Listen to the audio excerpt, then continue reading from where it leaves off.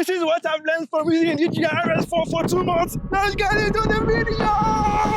Hi guys, welcome back. My name is Olamide Ali. It's good to have you on the channel. If you are new here, click the subscribe button.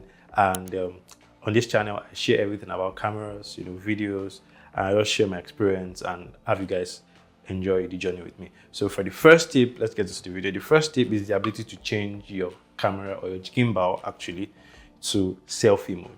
And all you need to do is to press the trigger button, because the trigger button, you need to press it 3 times, 1, 2, 3. And what it does is it rotates back to you. What makes it interesting is if you vlog regularly, or if you go out and you shoot and you want like a gimbal, or you want to do some, some running shots of yourself, like what you use to start the video, you can just use this for yourself. I think people are using smaller cameras now, but in case you decide to do that, you can just do this and shoot yourself. And to reset it back to normal, you just press it twice. What it does is it rotates back. Yeah, so that's the first tip. The second tip is the ability to go from pan tilt follow to pan follow, and then the FPV basically is like pan, tilt, and then the roll. I used to call this 360 because it just allows you to do so many stuff. It allows you to do some, crazy, like when you see those videos and you see your superhero just doing vroom, it's just something like that. A lot of car videos you see, like those cinematic videos you see on Instagram where you see somebody doing like this. Yes, you can do it with the FPV mode. Basically, it allows you to switch between 3 of them. When I'm shooting weddings, and probably I'm seeing the couple, and I want to do like a shot that I know that I'm going to use in editing, I use this switch basically to switch between the pan follow, the pan tilt follow, and the FPV mode. So that's like the second tip. The third tip will be the ability to use the push mode, right? So the push mode allows you. So let me just reset this back to normal. So like I said, anytime you want to reset, you double tap the trigger. The push mode allows you to tilt your gimbal up, down, sideways, and just shoot. So basically, let's say I want to shoot somebody on the side. All I need to do is just tilt it this way and just move, right?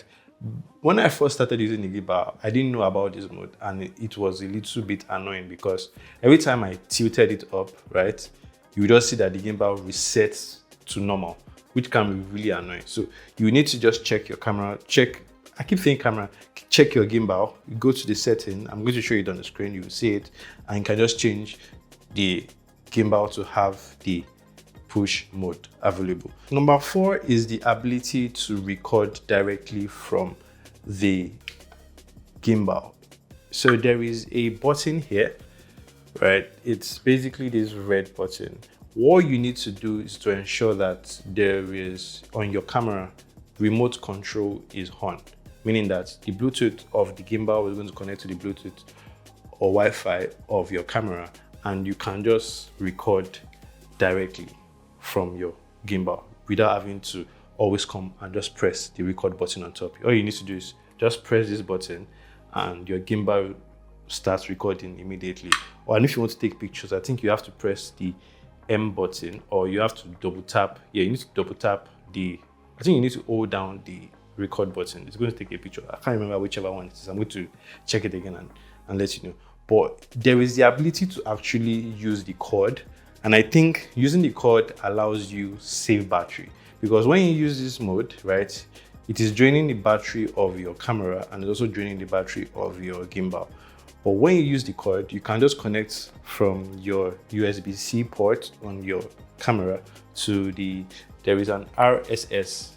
There's an RSS here where you can just connect it directly to the camera, and then you can always record. But I think I've gotten used to just using the record button on my gimbal. Just press it and I start recording, right? With that is basically having the wireless ability to record. But like I said, you can always use the wired method if you want to. But for me, I prefer this.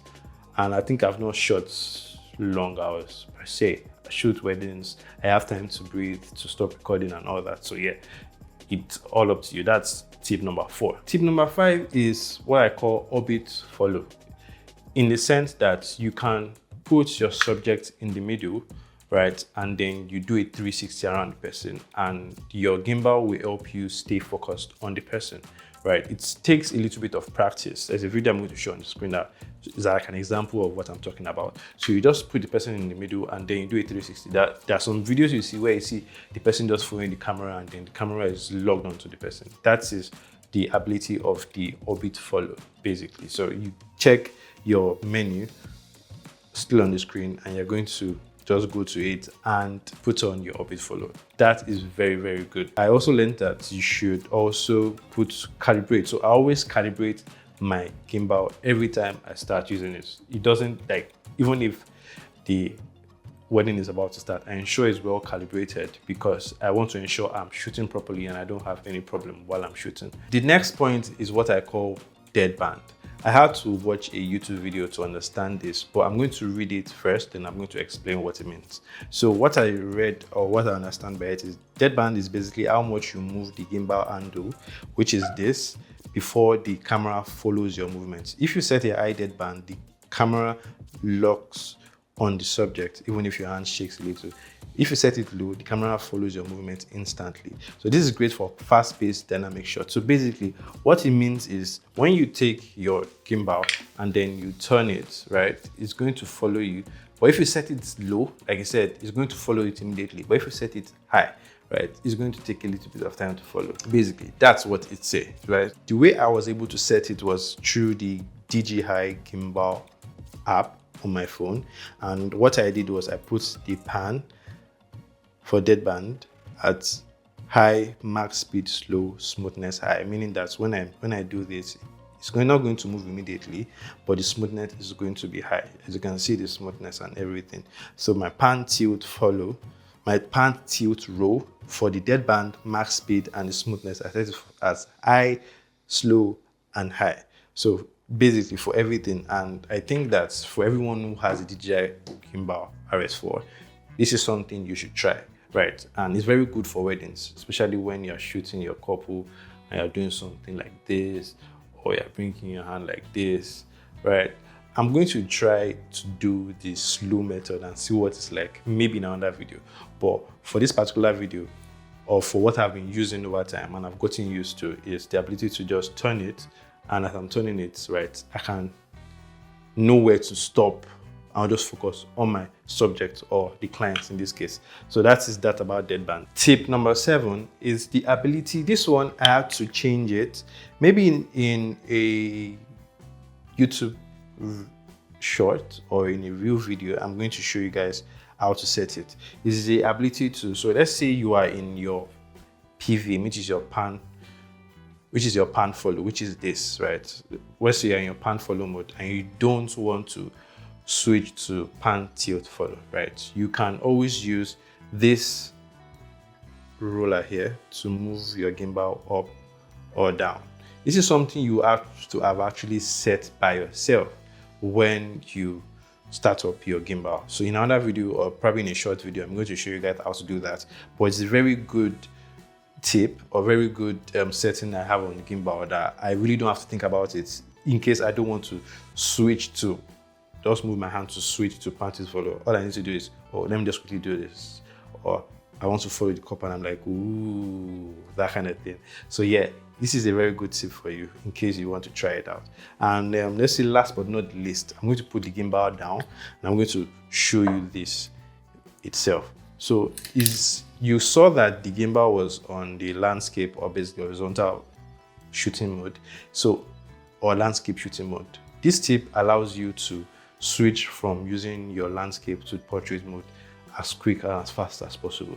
But the thing I recommend is, if you want to do this, don't use a zoom lens, probably use a prime lens. So using a prime lens means that you don't have to calibrate again, right? But with using a zoom lens, because you're always zooming in and zooming out, you will need to recalibrate once you change to portrait mode. And that can take a little bit of your time. But then you keep practicing. So basically, all you need to do is you need to loosen the gimbal here. I think I did that in one video before. Then there is another button here. All you need to do is press both of them. Once you press, let me not cover my face so that you guys can see what I'm saying. You press both of them and you unlock, right? And in doing that, you can just take it and there is a slot here you can easily just plug back in or click back into your gimbal to change to portrait mode. So what I'm going to do is I'm just going to take it, ensure you're pressing both of them again so that you can easily lock it properly. So yeah, I thought I was not going to cover my face. Yeah, so I'm just going to do that. Oh my god, this is very interesting because I'm not using both hands. Okay, so let me just do this with this so you guys can see what I'm doing. So basically, I've done that and I'm just going to lock it in, right?